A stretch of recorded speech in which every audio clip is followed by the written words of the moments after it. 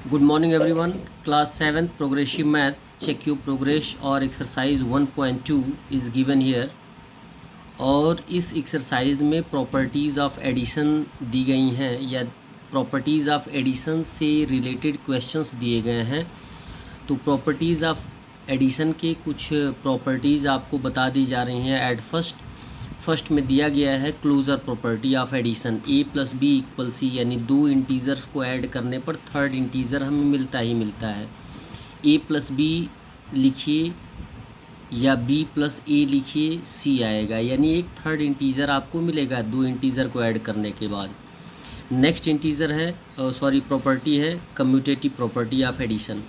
Commutative property में दो ही integers होते हैं लेकिन उनका वैल्यू जो होता है इक्वल होता है, चाहे आप लेफ़्ट राइट लिखें या राइट लेफ़्ट लिखें, फर्स्ट को सेकंड टाइम लिखें या सेकंड को फर्स्ट टाइम लिखें।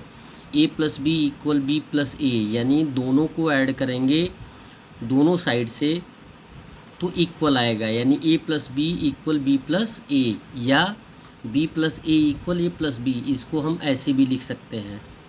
थर्ड प्रॉपर्टी है एसोसिएटिव प्रॉपर्टी। एसोसिएटिव प्रॉपर्टी में थ्री टर्म्स होते हैं ए बी सी, और किसी को भी किसी तरीके से ऐड करेंगे तो आंसर क्या आएगा, इक्वल आएगा। In bracket A plus B plus C equal A plus in bracket B plus C. तीनों टर्म को ऐड करने पर LHS और RHS दोनों इक्वल आएगा। ये एसोसिएटिव प्रॉपर्टी है। नेक्स्ट है additive identity. Additive identity means होता है एक टर्म में अगर ज़ीरो ऐड किया जाता है तो वह टर्म आता है a प्लस ज़ीरो इक्वल ए, यानी अगर 2 में ज़ीरो ऐड करेंगे तो 2 आएगा, या 0 में 2 ऐड करेंगे तो 2 आएगा। क्लियर है।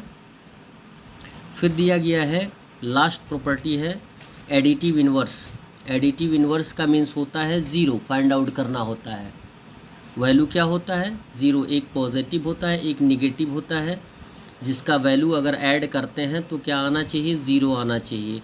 ए plus in bracket minus A equal क्या होता है, ज़ीरो। इसको कैसे सॉल्व करते हैं, ए और ब्रैकेट हटाएंगे तो प्लस माइनस माइनस ए, ए में से ए को सॉल्व कर देंगे तो कितना आ जाएगा, ज़ीरो आ जाएगा। क्लियर है। वही यहाँ पे टर्म दिया गया है और करके minus A plus A equal क्या होता है, ज़ीरो। क्लियर है।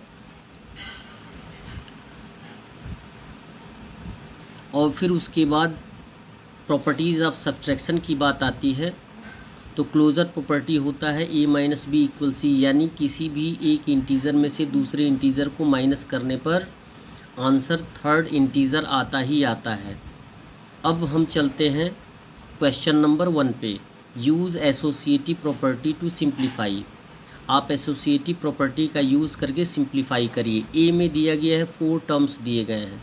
इनको ऐड करने का तरीका ये भी है कि आप 3 टर्म्स को एक साथ ऐड करें और उसके बाद 4th टर्म को ऐड कर दें तो आपका आंसर आ जाएगा, यानी LHS और RHS दोनों इक्वल आना चाहिए। देख लीजिए 2 और 3 प्लस 8 प्लस 9 को ऐड किया गया तो 20 आया, और 20 में 2 ऐड कर देंगे तो 22 आएगा। वही टर्म RHS में भी दिया गया है। 8 प्लस 3 प्लस 2 को ऐड करेंगे 13 प्लस 9 कितना आ जाएगा, 22। LHS और RHS क्या हो गया, इक्वल हो गया। एक तरीका ये भी है कि हमें 3 टर्म्स को लाना है तो आसान तरीका ये ढूंढेंगे कि कौन से टर्म को ऐड करने पर इंटीज़र जो होगा वो हमारे सहूलियत में आ जाएगा। 8 में 2 को ऐड कर देंगे तो 10 आ जाएगा। उसके बाद आपके पास टर्म बचता है 3 और 9, यानी 3 टर्म्स हो गए। तो 3 प्लस 9 को अलग ब्रैकेट में रख के सॉल्व कर देंगे तो 3 प्लस 9 हो जाएगा 12, और 12 में 10 ऐड कर देंगे तो आ जाएगा 22। नेक्स्ट टर्म भी वही है, सेम टू सेम। यहाँ पे बी वाला क्वेश्चन दिया गया, इसमें भी 4 टर्म्स दिए गए हैं। 3 टर्म्स को एक साथ ऐड कर दीजिए और 4th टर्म को अलग करके ऐड कर दीजिए, आ जाएगा आंसर 210। दूसरा तरीका क्या है, जैसे 64 प्लस 36 को ऐड करेंगे तो आ जाएगा 100, और 2 टर्म हमारे पास एक्स्ट्रा हैं, इनको ऐड करेंगे तो 110 आएगा। तो 100 और 110 को ऐड करेंगे तो 210, दोनों में सिमिलरिटी है। 210 आंसर इसमें भी आया है, 210 आंसर इसमें भी आया है। नेक्स्ट क्वेश्चन नंबर सी चलते हैं नेक्स्ट पेज पे। क्वेश्चन नंबर सी दिया गया है 43 + 79 + 21। अब केयर कर लीजिए कि आसान कौन सा तरीका है। इसमें 3 टर्म्स दिए गए हैं, तो यदि 3 टर्म्स दिए गए हैं तो हम क्या करेंगे, 2 टर्म्स को एक साथ कर देंगे, जिनको ऐड करने पर हमारे लिए सुविधाजनक आंसर आ जाएगा। तो 79 + 21 को ऐड करेंगे तो 100 आएगा। 43 को बाहर रख देंगे तो 43 + 100 इक्वल होता है 143। डी दिया गया है, 4 टर्म्स दिए गए हैं। 98 में 11 ऐड कर दीजिए तो 109 आ जाएगा, और जो 2 टर्म एक्स्ट्रा बचे हुए हैं उनको अलग ब्रैकेट में करके ऐड कर दीजिएगा तो 77 आ जाएगा। इन दोनों को ऐड करेंगे तो 186 आ जाएगा।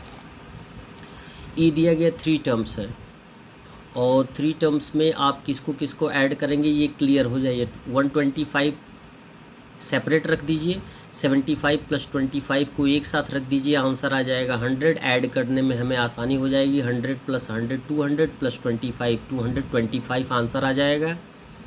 एफ़ दिया गया है 120 + 34 + 66, यहाँ भी 3 टर्म्स दिए गए हैं।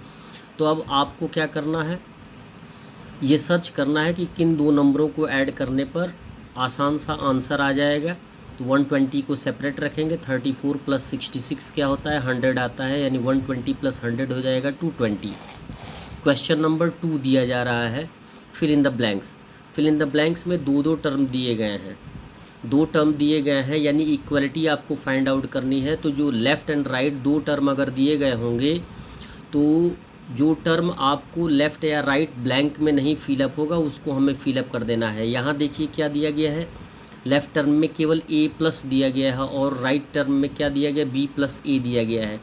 यानी हम क्या ऐड करेंगे, b ऐड करेंगे लेफ़्ट टर्म में, तो आंसर क्या हो जाएगा, इक्वल हो जाएगा। b भी सेम है।